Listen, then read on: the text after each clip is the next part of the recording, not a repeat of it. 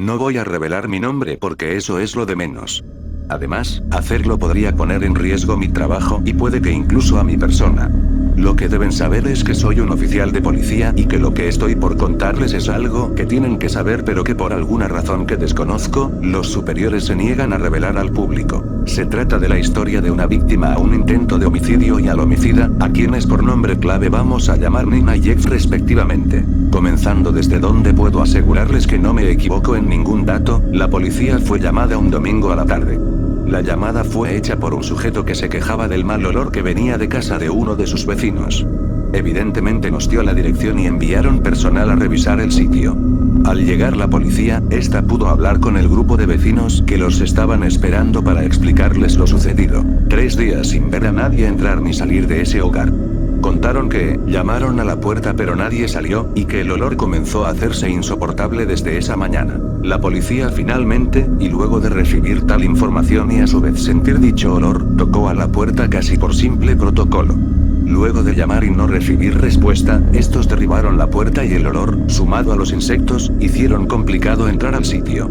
Las luces estaban apagadas, pero la electricidad mostró funcionar cuando estas mismas se encendieron al activarlas, y lo que había dentro parecía sacado de una película de terror. El sitio estaba completamente desordenado, sucio, con trozos de vidrio por el suelo y ropa sucia por doquier. Trozos de carne y sangre estaban por todo el suelo, en un estado de descomposición en el que habían tantos gusanos, que era difícil distinguir qué era lo que había allí. Antes de siquiera acabar de entrar, vieron un cráneo humano con tan solo un poco de carne encima y el resto simplemente eran sobras de músculo llenos de, bueno, gusanos.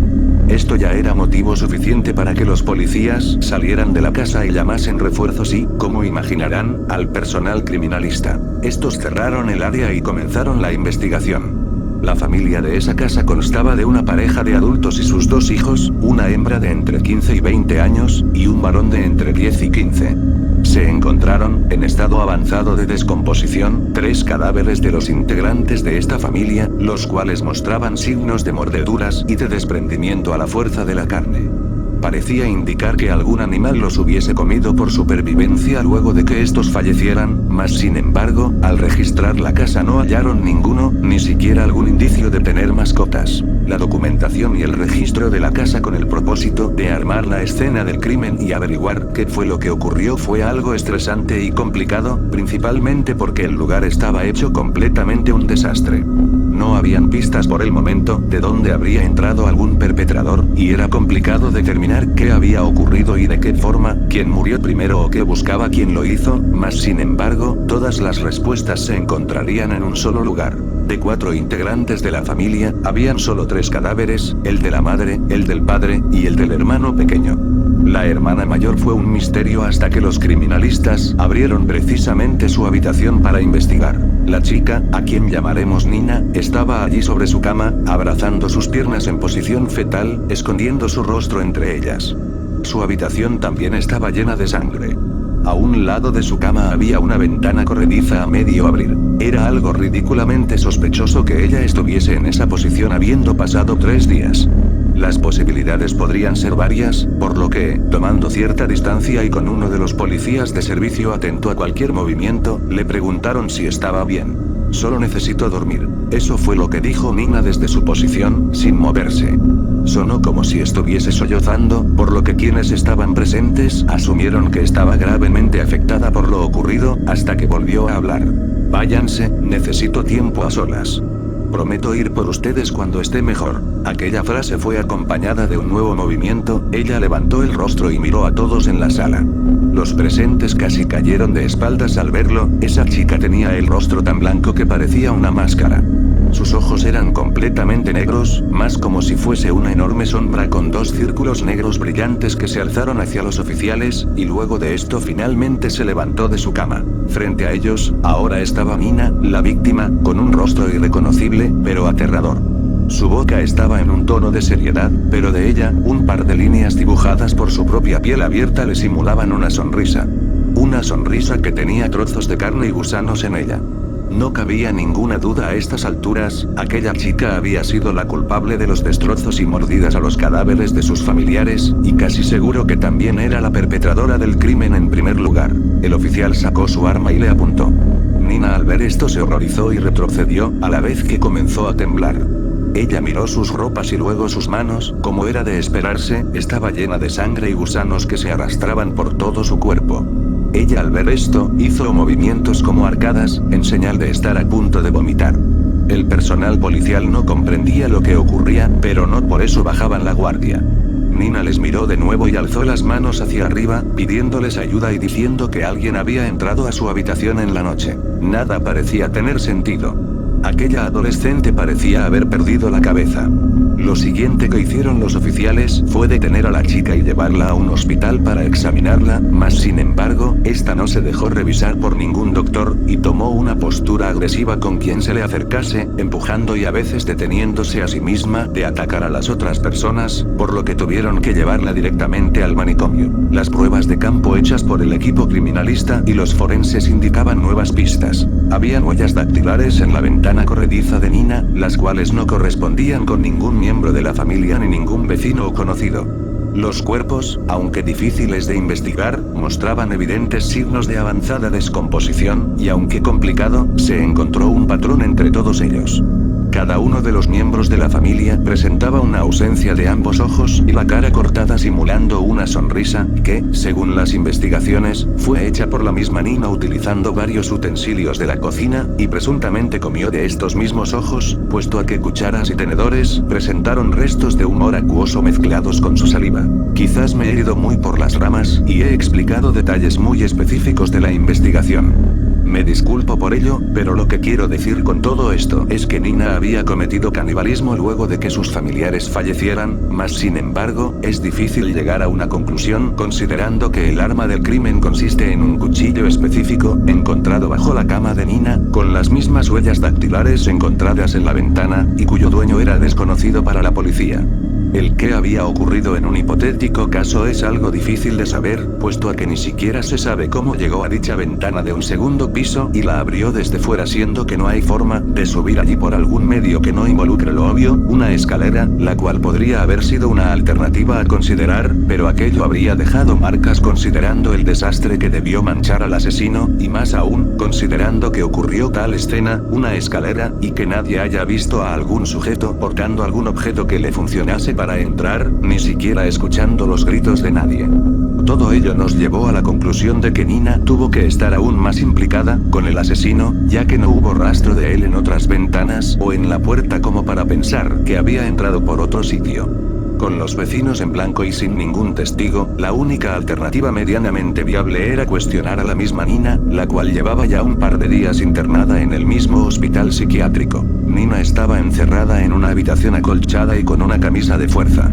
Su rostro aún parecía una locura horrenda sacada de una película de horror, mas sin embargo, esta estaba arrinconada, sentada en el suelo, con lágrimas negras saliendo de sus ojos. Los encargados de ella le indicaron al equipo de investigación que era una mala idea sacarla de esa celda, ya que esta al ver gente, se torna agresiva y hostil, y que su condición ha estado empeorando con el pasar de los días, así que la intervención tuvo que llevarse a cabo con ella encerrada. No puedo decirles con exactitud cómo fue la entrevista, porque esos papeles no están en mi posesión, y la memoria no me alcanza para recordar absolutamente todo con detalle, pero sí que puedo contarles lo que recuerdo del caso. El criminólogo en cuestión se acercó al micrófono y presionó un botón para activarlo. Lo primero que hizo fue presentarse, cosa que alertó a Nina y la hizo levantarse a una velocidad inhumanamente rápida, y tan pronto como se levantó, su cuerpo quedó completamente inmóvil, como un maniquí. Su cabello era lo único que ondeó, junto con algunas prendas como lo era su pantalón antes de acomodarse a su cuerpo tieso e imponente. Más de uno retrocedió de la sorpresa que era aquel movimiento tan repentino e inhumano, y tomó unos pocos segundos el recomponerse para continuar. La primera pregunta constó de cuestionarle cómo se sentía. «Quiero irme de aquí», fue lo que ella dijo en un tono monótono, como si fuese un robot, y sin moverse siquiera un poco más allá de la garganta y su boca que emulaba una sonrisa cuando realmente estaba aterradoramente seria. Lo siguiente fue preguntar por su familia, cuestionándole si sabía lo que había ocurrido. Ocurrió lo que debió ocurrir. Fueron sus palabras, con el mismo tono y gestos de antes. Le preguntaron a qué se refería. Dije que ocurrió lo que debía ocurrir. Ninguno de ellos cumplía con los requisitos. Todos los presentes se miraron entre ellos por un momento, y luego se le preguntó por esos requisitos. Los requisitos de Jeff. Para ser como él. Evidentemente, la siguiente pregunta fue directamente quién era ese tal Jeff. Es mi mejor amigo. Lo conocí hace 3 días justo antes de que me pusiera a prueba. Esa era una escalofriante forma de responder. Me ahorro los detalles sobre lo que ocurre por fuera y me limitaré a la conversación para así no hacer de esto algo tan pesado. Él tiene el rostro completamente blanco, perlado, tan perfecto que ni siquiera tiene cejas o párpados. Sus ojos son negros, oscuros, y sus 2 pupilas son como preciosos círculos que miran atentos a las personas, su cabello es largo y negro, cae sobre sus hombros, y su sonrisa es tan amplia y cálida que es contagiosa. Esta fue su respuesta cuando le pidieron que describiera a ese tal Jeff. Ella luego siguió hablando. Él me vio despierta a la noche. Se acercó a mí y me miró un momento. Luego de eso él me limpió las lágrimas. Me quitó el cuchillo que tenía en el brazo y me reconfortó con unas palabras tan dulces y simples a la vez que desaparecieron todo rastro de dolor en mí. El caso estaba tomando varios giros con cada frase que ella decía. Poco a poco se iban armando teorías e hipótesis sobre lo que había ocurrido. Lo siguiente que le preguntaron fue por esas palabras que usó para consolarla cuando ella estaba al borde del suicidio. Ve a dormir. Y una vez dicho esto, ella sonrió y las luces comenzaron a parpadear hasta que en un par de segundos, se fue la luz. La planta de energía se encendió al poco rato, los focos volvieron a iluminar, pero dentro de la celda de contención, se encontraba la camisa de fuerza en el suelo, y Nina había desaparecido completamente. Los agentes cerraron el área y llamaron refuerzos, y por más que se registró el sitio, no quedó ni rastro de ella. El caso era complicado y difícil de explicar. Según lo que entendemos, Nina cumplía algunos requisitos para ser como ese Jeff, el cual es un misterio, quizás sea el tener el estómago para dormir mientras su familia muere, aunque seguimos faltos de información, y seguimos sin entender por qué ella comió de los cadáveres en descomposición, o siquiera el cómo escapó tan rápido de un lugar con tanta seguridad. El quién es ese Jeff es algo que se sigue investigando a día de hoy. El retrato a lápiz del criminal hecho con los detalles proporcionados siempre arrojan resultados muy llamativos, pero entonces, ¿por qué es tan complicado encontrarlo?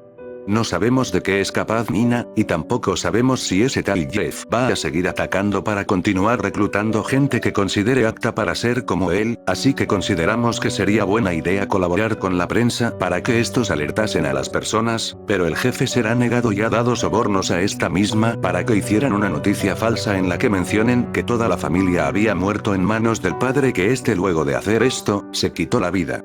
Según la noticia, Nina no sobrevivió, y ahora mismo es lo que todos creen. Yo considero que es importante que ustedes sepan y se mantengan alerta.